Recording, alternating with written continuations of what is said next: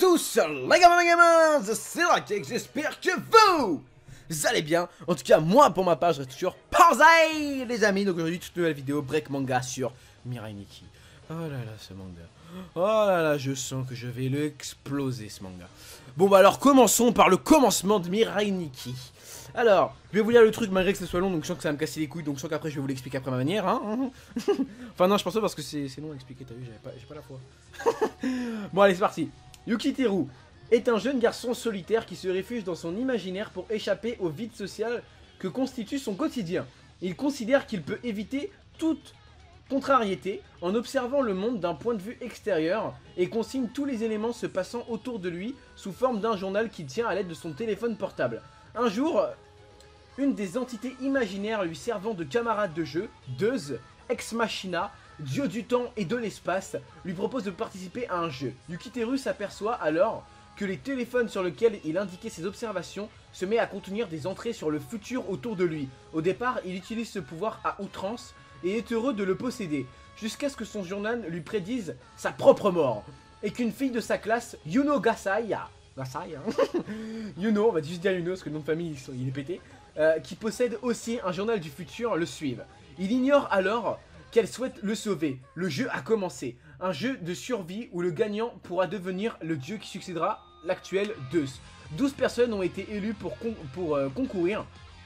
Tous ont reçu un journal du futur en relation avec ce qu'elles avaient l'habitude de noter dans leurs journaux ordinaires.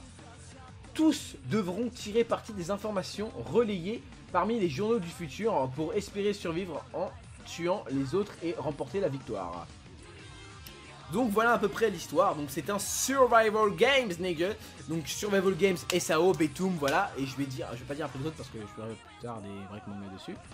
Bref. Donc l'histoire de Mirai Nikki est bien. Franchement, la première fois qu'on m'a parlé de Mirai Nikki, j'ai été voir sur Dailymotion, je m'en rappelle. Et j'avais surkiffé, mais un truc de dingue. Je trouvais Yuno, elle était trop intrigante. Sa psychopathe attitude me rendait taré. J'adorais ça, c'était un truc de malade. Je trouvais que ça envoyait du peps de ouf. C'était super bien construit. Mais après, c'est parti en couille. Mais genre, ça s'est éclaté la gueule comme ça. Voilà. Tu comprends à quel point je suis énervé sur ce manga. Mais franchement, il m'a vénère. La fin, elle m'a trop vénère. Mais on va aller point par point. Donc, on commence le début. Donc, comme je vous ai dit, Yukiteru, qui a un journal prédisant tout ce qui est autour de lui, nanana. Yuno, elle, son journal du futur, c'est de prédire tout ce que fait Yuki 5 minutes à l'avance. Ok. Et vous allez bien remarquer quelque chose que vous allez trouver sûrement super badass et super kiffant dans Yuno. C'est la manière dont elle appelle Yukiteru. Elle ne l'appelle pas Yukiteru, elle abrège son prénom en l'appelant Yuki. Et elle a fait un petit Yuki. Et c'est énorme à entendre, c'est vraiment super bien. Chaque personne qui a vu Mirai Nikki retiendra toujours cette petite phrase. Yuki. On retient tous le Yuki de Yuno. C'est un truc de malade. Après, Yukiteru, à la base le manga, enfin l'anime principalement, a été fait pour relater la vie originelle. C'est-à-dire pour qu'on se ressente à travers ce manga. C'est pas genre le gars qui a des coronesses de malade, genre plus grand que la planète Terre, qui essaie de sauver tout le monde, quitte à mourir et tout ça. Non. Imaginez vous à la place de Yuki. Vous avez un journal du futur, vous êtes seul, solitaire, vous imaginez des personnages dans vos petites têtes qui s'avèrent être réels. Ensuite, vous vous rendez compte que vous pouvez mourir à n'importe quel moment. Qu'est-ce que vous allez faire? Est-ce que vous pensez franchement que vous allez faire comme dans tous les personnages de manga, c'est-à-dire aller à l'assaut et battre tête baissée, manga, niquer tout le monde? Bien sûr que non, on sait tous très bien que c'est pas vrai. On sait tous très bien qu'on va tous se planquer, essayer de faire quelque chose de lâche, on le sait tous. Et bah en fait, c'est ce qu'a essayé de faire le mangaka de Mirai Nikki, sauf qu'il l'a tellement bien fait que c'est pourri. Je viens d'exploser mon téléphone. Il est tombé. Attends. Ah, mon téléphone. Merde. Ok, la coque elle est tombée. Bon, c'est pas grave. Bref, donc il a tellement essayé de bien le faire que c'est devenu de la merde. Yuki passe principalement tout son temps à pleurer derrière Yuno, parce que Yuno est folle amoureuse de lui. Donc Yuno est prêt à tout pour sauver son petit Yuki. Donc Yuno est prêt à tuer. Yuki, lui, il regarde, il chiale. Voilà ce qu'il fait durant tout le long de l'animé. Jusqu'à la fin, bien entendu, vous attendez tous très bien au retournement de situation, le gars il commence à avoir des coronesses, voilà. Mais pendant tout le long de l'animé, il chiale. Et ça, c'est putain d'énervant. Tu vois, à la base, un personnage, un protagoniste est fait pour représenter les lecteurs. Lui, il représente personne. Il nous donne même pas envie de suivre. La seule personne qui nous donne envie de suivre, c'est Yuno. Si j'aurais pas Yuno, j'aurais jamais regardé Mirai Nikki. C'est un truc tout con. Jamais. Tu vois, Yuno, c'est le pilier de Mirai Nikki. S'il n'y a pas elle, il n'y a plus de Mirai Nikki. Sauf qu'à la fin, mais c'est tellement de la merde que Yuno c'est plus le pilier, Yuno c'est le tas de merde dans le coin. Non mais sérieusement, ça devient de la merde à la fin, mais un truc de taré. C'est un truc de fou. Moi je vous le dis, j'étais super choqué. Je parle pas de l'histoire autour de Yuno après que certains connaissent. Non, non, ça encore je trouvais ça intéressant, voire même un peu trop compliqué. Mais c'était intéressant, ça change. C'est... Au moins on comprend pourquoi est-ce qu'elle protège à ce point là Yuki.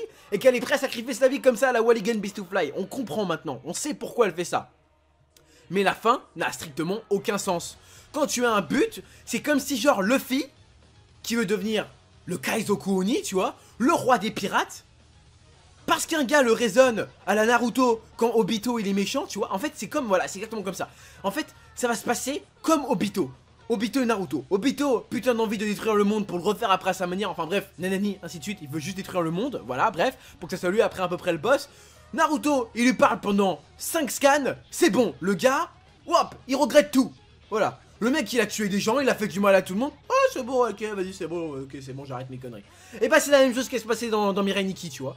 Comme j'ai dit, c'est comme si Luffy, genre, on va dire genre, vas-y, personnage important, Zoro, il va voir Luffy, il lui parle d'homme à homme. Il commence à lui dire plein de trucs. Nanani, nanana, nanani, nanana, nanani, nanana. Là, je me suis enchaîné. C'est comme si genre il fait ça. Et genre après, le fils dit t'as raison. Je ne veux plus devenir le roi des pirates.